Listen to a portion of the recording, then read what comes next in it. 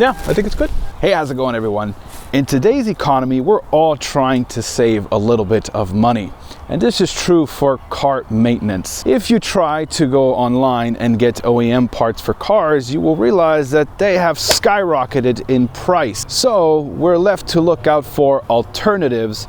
And this Toyota Highlander is evidence of that. I went online to try and find parts for this thing, and one single ignition coil cost about $100. Sorry about the train.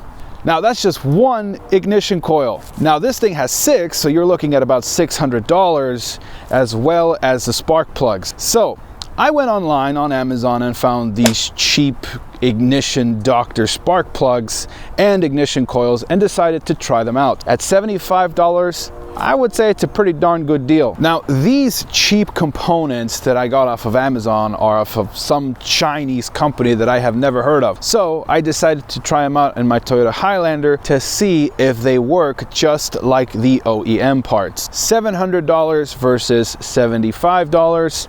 Let's see if it's actually worth it. So this car has 6 spark plugs. They're kind of a pain in the butt to get to, so changing out the spark plugs for OEM was probably a good idea, but I just could not stomach the $700 plus to get this thing serviced. As of right now, though, I'm happy to report that these cheap components have been holding up pretty well. I replaced the spark plugs for this thing at 167,000 miles, and right now it is currently at 175,000 miles. I haven't had any issues with regard to fuel mileage or having this thing have any errors with these spark plugs.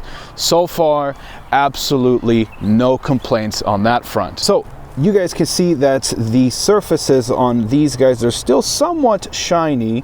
They have been through about 8,000 miles of usage. And again, these are just cheap Chinese spark plugs. Absolutely not OEM. Very cheap. $75 for all 6. And the spark plugs, you cannot go wrong. Now, again, no issues with fuel mileage. I'm still getting about 17 to 20 miles a gallon with this vehicle. Now, you got to remember that in the back here, we have 3 more spark plugs, and getting those is a real pain in the butt. And that is why people say you have to replace these with OEM if you're going to go and replace all of them. And that is because you don't want to do this job again if the parts in the back are a huge pain to get to. I decided to take the risk though, and so far they are absolutely doing just fine. Now, would I say that spending the $75 is worth it? Now, keep in mind, the figure that I'm coming up with is strictly only parts, labor and everything I'm not including.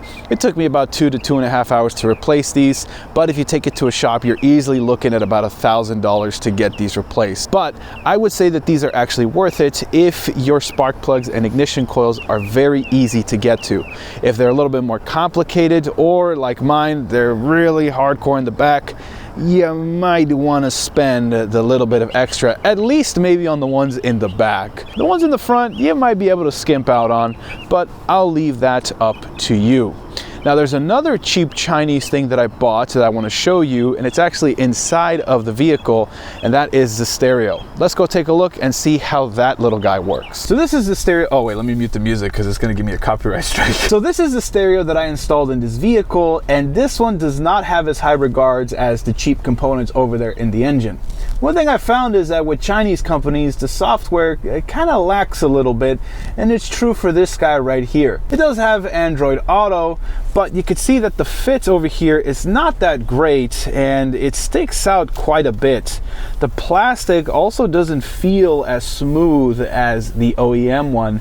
This is one that they give you in order to install the stereo. Now, of course, the little knobs over here have fallen off, so that's also a plus, right? But software-wise, this thing just isn't that good. It does suffer from connecting to Android Auto, and the audio is not as punchy or as good as the original OEM stereo.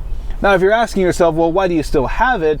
It's mainly for the Android Auto. The maps works okay, but I have a feeling that some of the connection issues have to do with this car. Overall, though, the Android Auto is super helpful, and it's the main reason why I still keep it here. Otherwise, I would totally replace it.